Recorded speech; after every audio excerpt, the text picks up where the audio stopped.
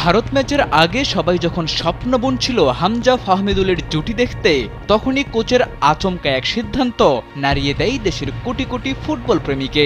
ফাহমিদুলকে বাদ দিতেই ফুঁসে ওঠে ফুটবল সমর্থকরা, শুরু করে আন্দোলন, হুঁশিয়ারি দেয় রাজপথ দখলে নেওয়ার।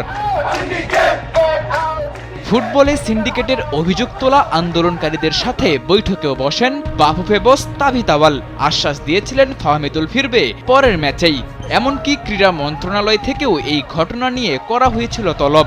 বাধ্য হয়েই সিন্ডিকেটকারীরা ধরেছিল পালানোর পথ। সেই আন্দোলনের ফল মিলল সিঙ্গাপুর ম্যাচের আগে। আবারও ফাহমিদুলের ডাক পড়ল জাতীয় দলের ক্যাম্পে।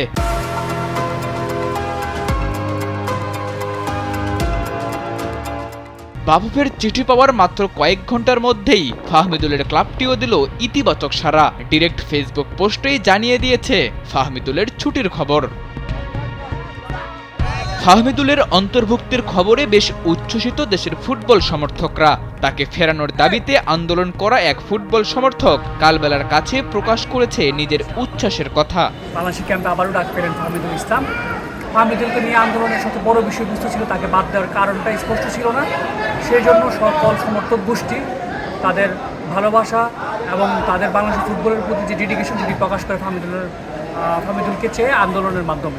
তো আমি বাংলাদেশ ফুটবল ফেডারেশন এবং টিম ম্যানেজমেন্ট যারা আছে তাদেরকে ধন্যবাদ জানাই। ফাহমিদুলকে জাতীয় দলের ক্যাম্পে ডাকা হলেও দেশের ফুটবল সিন্ডিকেট মুক্ত হয়েছে কিনা তা নিয়ে থেকেই যায় প্রশ্ন। কোচ কাবরেরা নিজের ইচ্ছায় ডেকেছেন নাকি তাকে বাধ্য করা হয়েছে, এমন প্রশ্ন উঠতে পারে। সব প্রশ্নের জট খুলবে 10 জুন সিঙ্গাপুরের বিপক্ষে ম্যাচের আগে। জাতীয় স্টেডিয়ামের সেই ম্যাচকে ঘিরে বাফুফের প্রস্তুতিও বেশ নজরকাড়া। দর্শকরাও মুখিয়ে আছে সেই ম্যাচ উপভোগ করতে। টিকিটও থাকছে বেশ চড়া মূল্যে।